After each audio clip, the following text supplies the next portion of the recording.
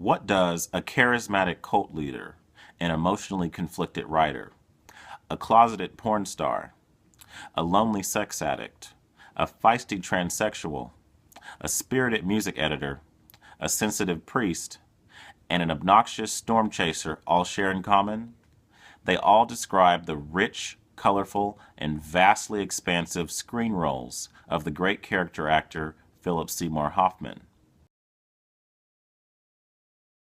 It is, of course, with great sadness and a heavy heart that I discuss the life and legacy of one of the greatest actors of his generation, a tremendous talent whose life was cut devastatingly short to drug addiction this past Super Bowl Sunday at the age of 46. But rather than dwell on my feelings about his sudden passing or chronicle the events surrounding his fatal affliction, I'd rather celebrate and commemorate his memory through his impressive body of work. And what a wealth of iconic and defiantly unconventional roles he's left behind for us to savor and marvel at in his absence. Born July 23rd, 1967, in Rochester, New York, Hoffman attended New York University's Tisch School of Arts, graduating with a BFA degree for drama in 1989. He made his first feature film debut in the independent production of the film Triple Bogey on Par 5 Hole in 1991. His subsequent supporting roles in the 90s, including the films Scent of a Woman, When a Man Loves a Woman, and Twister, all function as an excellent training for his seminal breakout role in director Paul Thomas Anderson's racy period piece Boogie Nights, a provocative cinematic look at California's lucrative porn industry in the 70s and 80s. Hoffman played the eccentric Scotty J, an introverted but outspoken gay porn star whose mounting insecurities, rigid awkwardness, and desperate and comedic attempts at obtaining social acceptance and affection commanded audiences' attention and pity. Hoffman quickly established himself as an icon in indie cinema. As a seasoned scene stiller in even the smallest of roles in screen time, he proved with each successive role that he was a master of his craft. Each of his characters was a blank canvas of which he imprinted his vivid imagination upon. Hoffman was known for pushing the envelope, playing a wide variety of twisted, complex, fractured, perverse, and tortured characters. But no matter who he portrayed, he did so with immense passion, sensitivity, dignity, conviction, and unparalleled skill. Hoffman was not someone anyone would describe as conventionally attractive. His stout, stocky exterior, his pale, blemished skin, and often disheveled blonde locks rarely fit the physical mold of characters he was ultimately pegged to portray, but he never failed to put audiences' initial impressions and expectations of him to shame.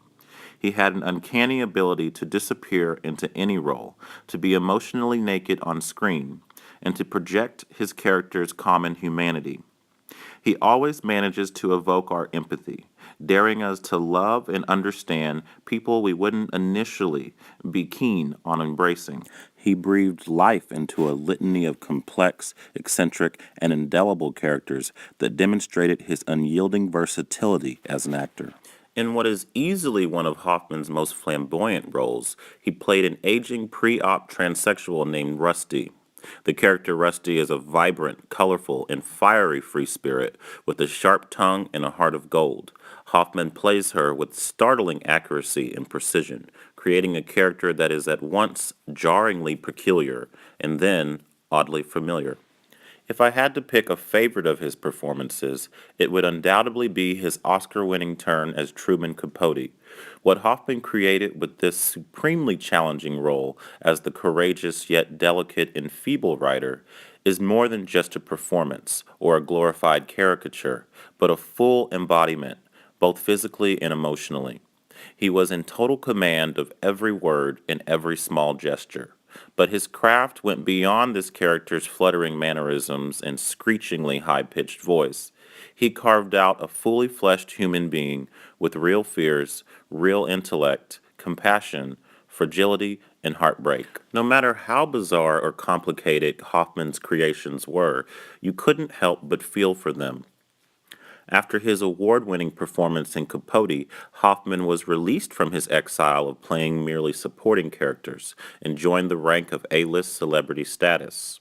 Who could forget his impassioned performance in the morality tale Doubt, in which Hoffman played a sensitive Catholic priest whose kindness and affection toward one of his African American pupils is cruelly mistaken for sexual misconduct?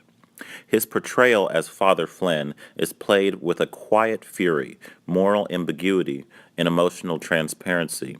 Despite our uncertainty of his actions and motivations, we want to believe in his innocence. It's quite a performance.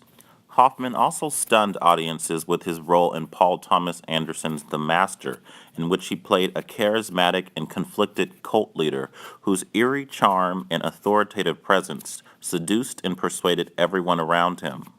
Hoffman's portrayal was mesmerizing, haunting, enigmatic, and oddly humane. But Hoffman wasn't just a master in the cinema. He also commanded the stage in productions such as True West, The Seagull, and Death of a Salesman. He even practiced his hand behind the camera with his stunning directorial debut, Jack Goes Boating. Hoffman was much beloved and respected by his peers, his fans, and his family. He leaves behind 3 young children, a beautiful longtime partner, and millions of devastated movie lovers around the world. Many have described him as a modern-day Humphrey Bogart or Orson Welles, and such comparisons are indisputable. While addiction ultimately took him from us, we should remember him for the extraordinary gift he gave to us all with his seemingly limitless talents. Starring in over 50 films in his career, we can only imagine what else he would have been capable of. His spirit will live on forever in our hearts and minds and in the annals of American cinema.